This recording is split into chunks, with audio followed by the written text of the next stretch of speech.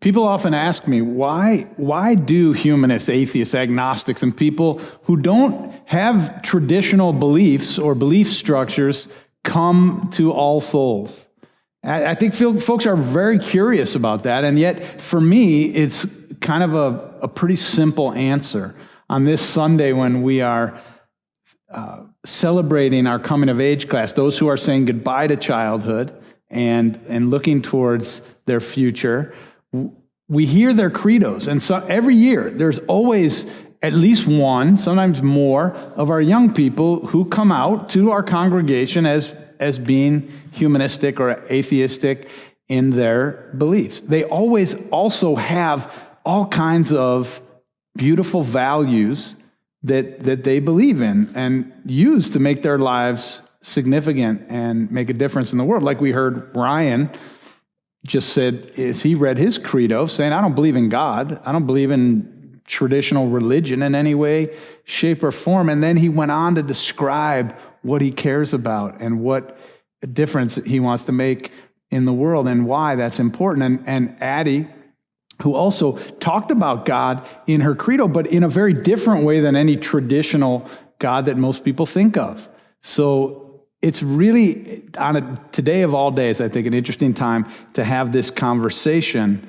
All Souls has always, in its 100 years, we're going to celebrate our 100th birthday next Sunday, March 28th, 100 years. In our 100 years, we've always had humanists, naturalists, rationalists, secular Jews, cultural Catholics, practicing Buddhists, atheists, agnostics. We have always had our share of doubters, dissenters, debaters, scholars, skeptics, scientists, and secularists. Truth be told, there are a lot of people who first walk into these doors and come to this congregation online or otherwise for their children. They come because they are parents who want their children to be a part of a learning community in which they could explore the important questions about life and meaning and morals and death. They want their children to know about religious matters, and to be competent in basic Bible stories and to know about the religions of the world.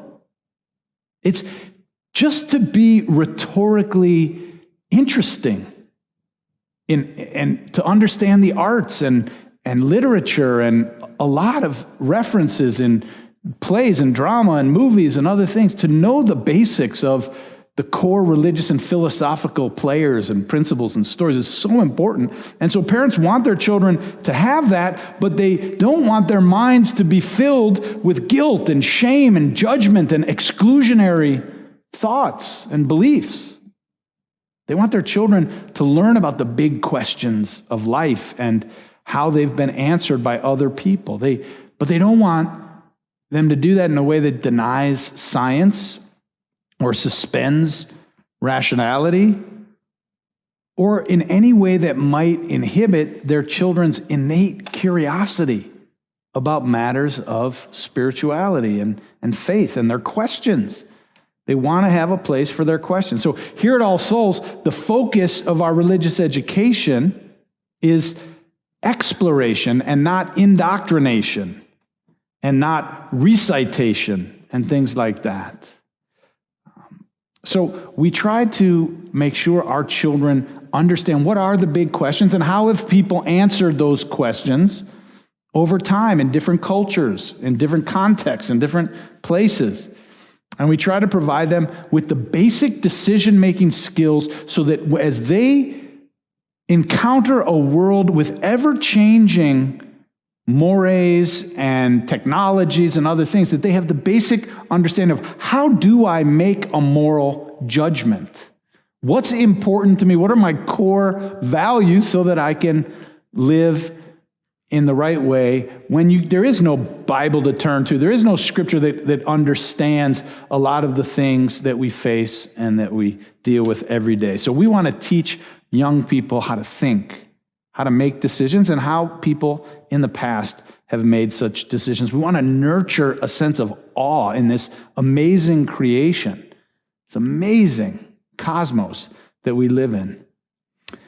So it's about opening up our children's worlds to the beauty of life, to the songs of the Spirit, as well as to the teachings of science. And that's why many parents first come for their children, but end up staying for themselves.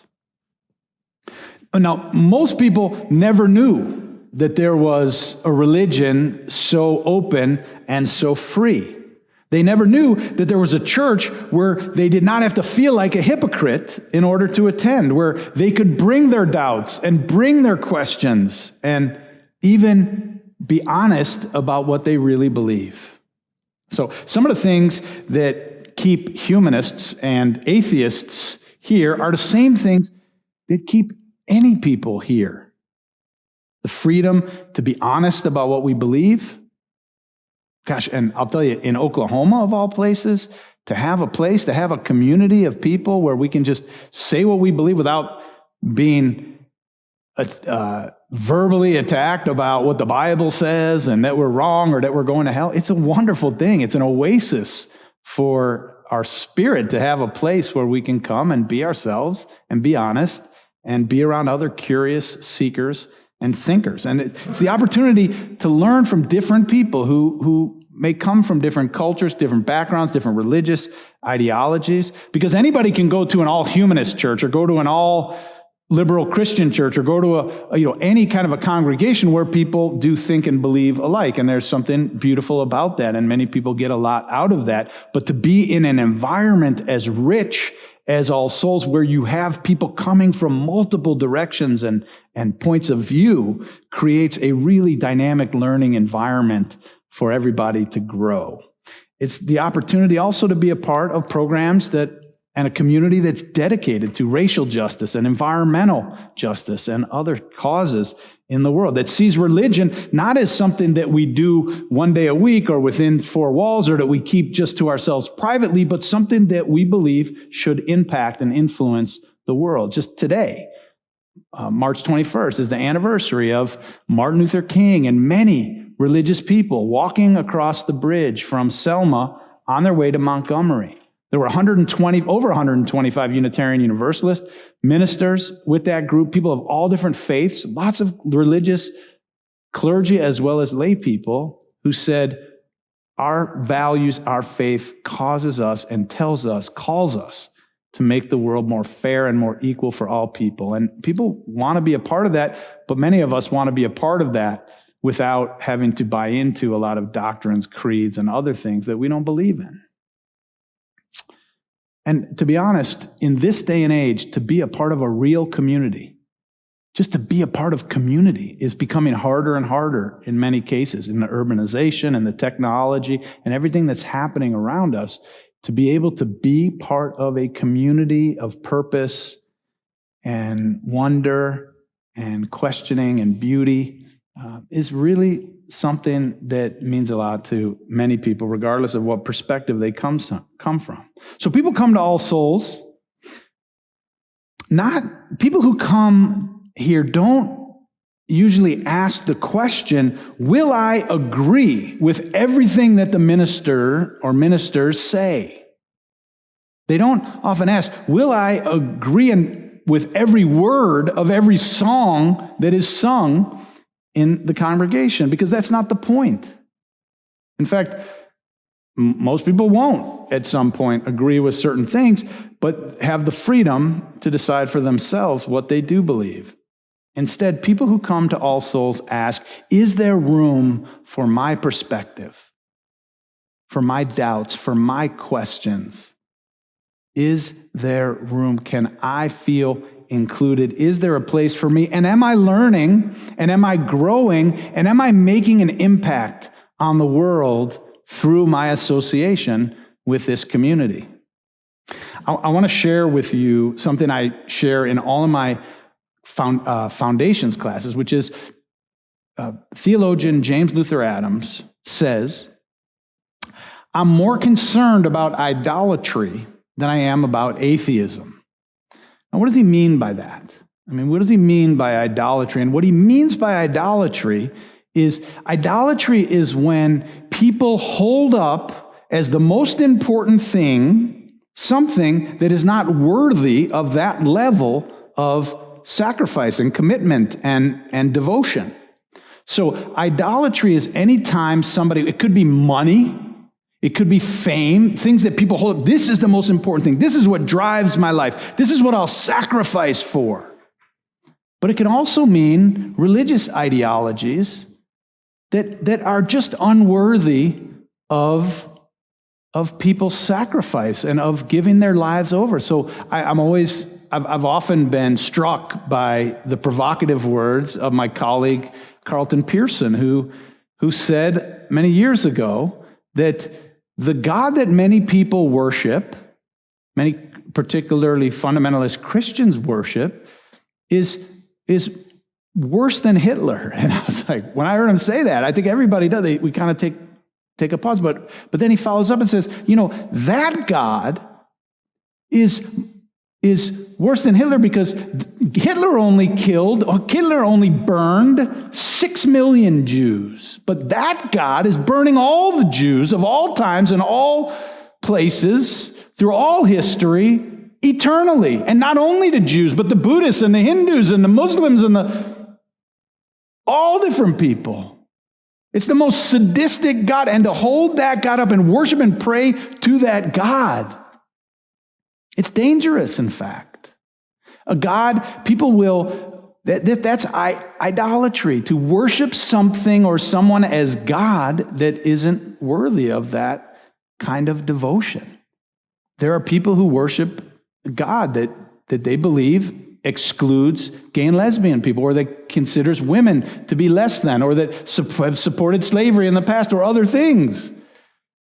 That is a form of idolatry. And so what James Luther Adams was saying, and what I feel wholeheartedly I'm behind, is this idea that I'm much more worried about idolatry, people believing in something that is not worthy of their belief, rather than atheism, which is somebody not believing in God. I'm much less concerned about people not believing in God than believing in something as God that's not God. In fact, most of the atheists that I know are some of the most caring people. I mean, one of the things you have to keep in mind with atheism is if you don't believe that there's a God that's going to fix everything, that's going to either come back and fix it, or that's in control and making everything happen, then it's up to us. If we're going to create a more fair world, if we're going to save the planet, if we're going to help the poor, feed the hungry, create a more functioning democracy, all those things, they require us. We're the ones, human beings. And so I find that atheists, humanists, agnostics often are some of the most moral people rather than the other way around. So I want to just close with a few thoughts about why I enjoy being in a community and learning from different faiths and traditions, and being able to, and encouraged even by my church community, to explore different faith traditions, because I get something out of all of them in different ways. So here's some of the things I appreciate about atheists and humanists, that they've taught me to be careful about superstitions in religion, and to avoid magical thinking that could lead to idolatries of the mind. Also, atheists and humanists, as I said, tend to have a strong sense of responsibility. So, the Buddhists, from Buddhists, I've learned to pay attention to the moment and to the possibility and purpose of sitting with pain and with suffering, my own and other people's. From Hindus, they've taught me how the body can be a vehicle for wisdom, and to how they understand, I think better than anyone, the connection between mind and body and spirit, and how the wholeness of all of these things are an important part of a full and meaningful life. From Muslims, they've shown me that religion can be part of every moment in life. In that tradition, religion is how you live every day and moment, and it's not just the priests and monks and nuns who are said to are meant to practice their religion and devotion, but every member. And I think that there's something truly beautiful in that. Plus, the Muslims brought us the Sufi poets that I love, like Hafiz and Rumi. The Jews have shown me how to bring religion into my home with friends and family, and have shared the conviction that religion must be on the side of justice. From Christianity, I've gotten Jesus as an example of fearless love and radical inclusion. So, in so many ways, the plethora of religions and cultures and philosophies are all like fountains that we can drink from and be nourished from and learn from, and then given the freedom and trusting one another to make up our own minds, which may lead some to a belief in a God that's traditional, some not so traditional, some not believing in a God at all, or finding a concept of God helpful. The most important thing that we say here at All Souls is to love beyond our beliefs. That love is more important than belief. We may have different beliefs, but my question for you is not what do you believe, but are you loving? How do you love? Does your belief lead you to love more, to be more inclusive and compassionate and kind? So with that, I hope this has helped you to understand why so many people who consider themselves humanist or agnostic or atheist, skeptics and doubters and dissenters, scientists and secularists and others, come to All Souls, want to attend church or maybe other Unitarian churches that are out there in our community and beyond and across the country and the world. And I hope that you understand why our coming of age program is so important to us, that our young people have time to figure out what it is that they believe. And just know that we trust our young people to look at and think about the big questions and answer those questions for themselves. And every year they come forward with credos, all different, but always responsible.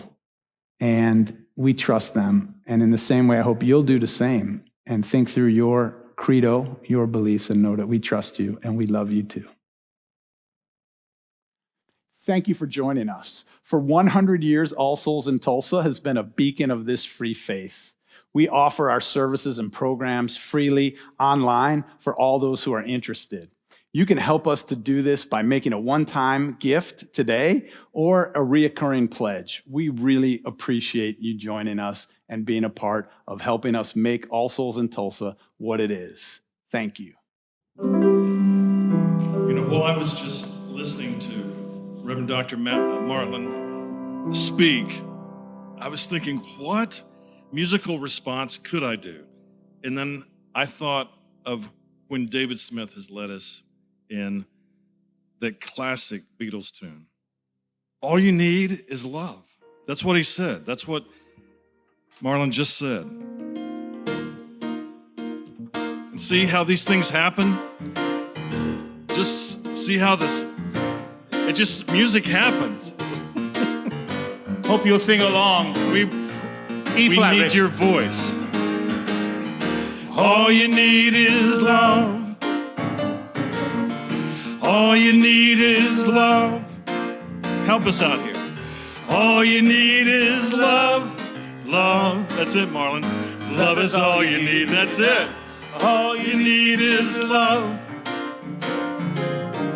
All you need is love. All you need is love. Love. Love is all you need. One more time. All you need is love. All you need is love. I hear you, Karen. All you need is love. Love. Love is all you need. Love is all you need. Love is all you need. Love is all you need. Love is all you need. Love is all you need. Love is all you need. Love is all you need. Love is all you need. Love is all you need. Come on. That's all you need. Love is all you need. Love is all you need. Love is all you need. Love is all you Love need. is all you need. Love is all.